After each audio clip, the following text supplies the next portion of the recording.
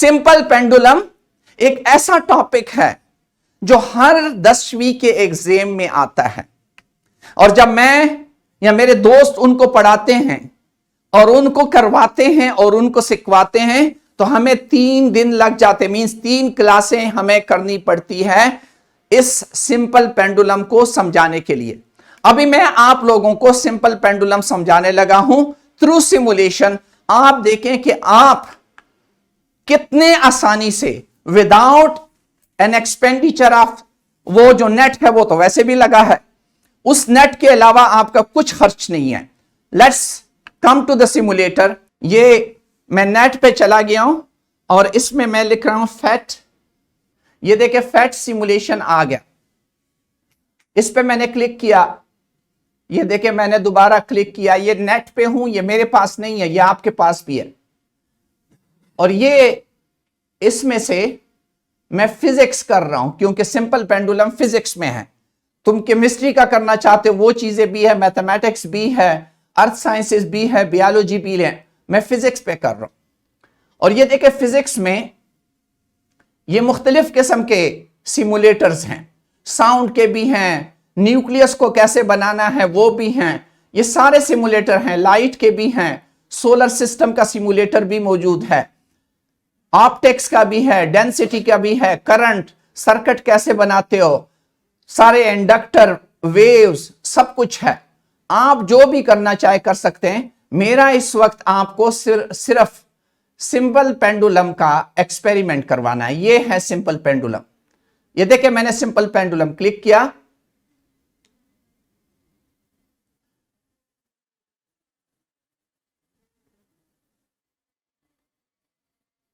ये देखिए इसमें 3 लेवल है, एक इंट्रोडक्टरी लेवल है, एक एनर्जी का है, एक लैब का।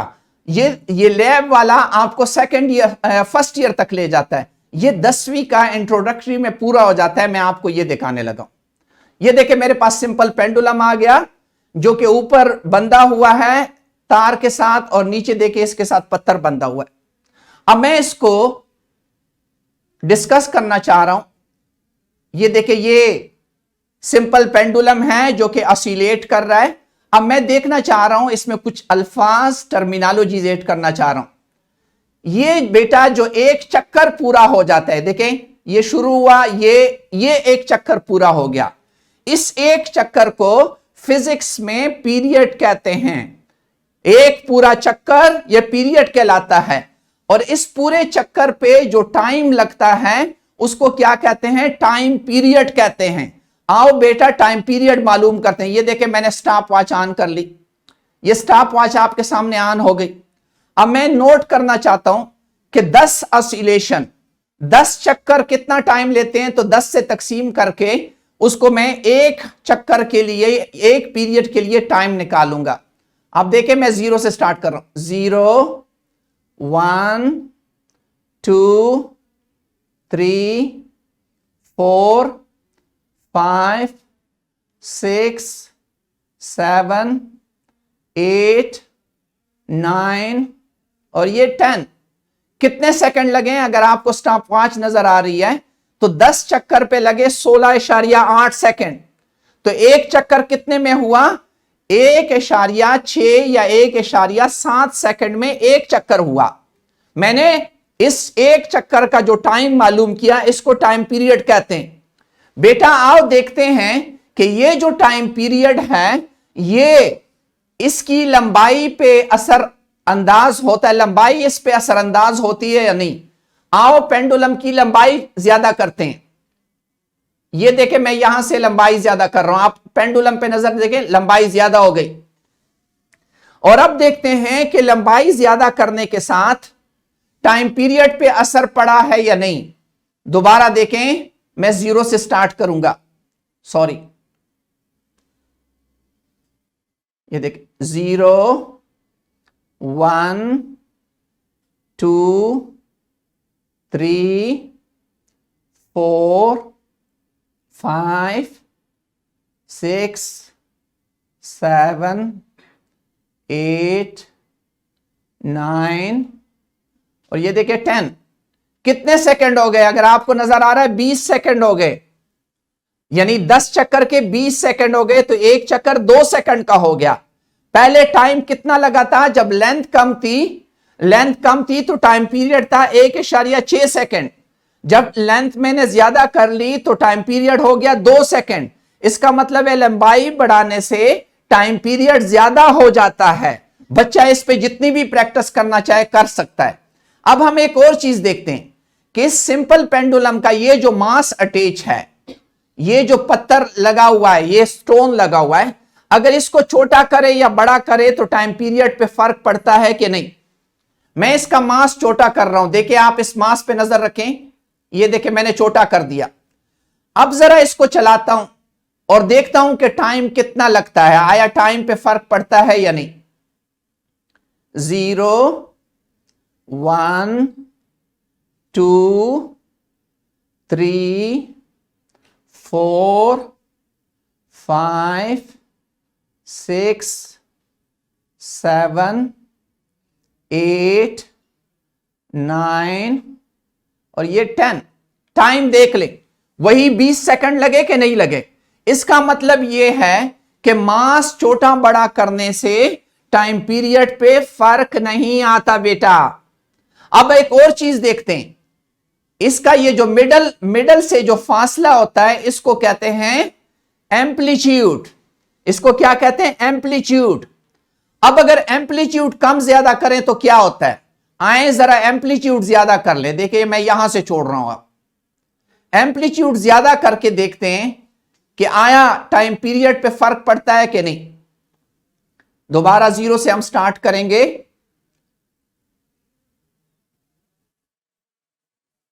0 1 2 3 4 5 6 7 8 9 और ये 10।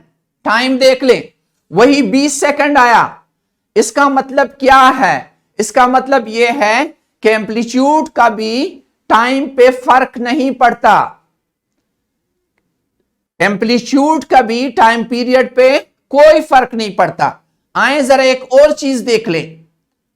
एक आप लोगों ने सुना होगा कशिशे सकल, फोर्स ऑफ ग्रेविटी, कि अगर हम ग्रेविटी को लेबोरेटरी में कम ज्यादा करना चाहें तो हम नहीं कर सकते। लेबोरेटरी में जमीन की कशिश होती है। सिमुलेटर ने यह भी पॉसिबल कर लिया कि आओ देखते हैं कि टाइम पीरियड ग्रेविटी के साथ कैसे फर्क पड़ता है। ये नीचे देखें, मैं यहां पे अभी आपको नजर आ रहा है अर्थ, मैं इस पेंडुलम को अभी मून पे ले जा रहा हूं और आप देखें कि टाइम पीरियड पे फर्क पड़ता है या नहीं करता। ये देखें मैंने मून कर दिया, आप देखें पेंडुलम स्लो हुआ कि नहीं हुआ? पेंडुलम स्लो हुआ। अगर टाइम नोट करना चाहते हैं मैं दोबारा नोट कर लेता हूं, देखें 0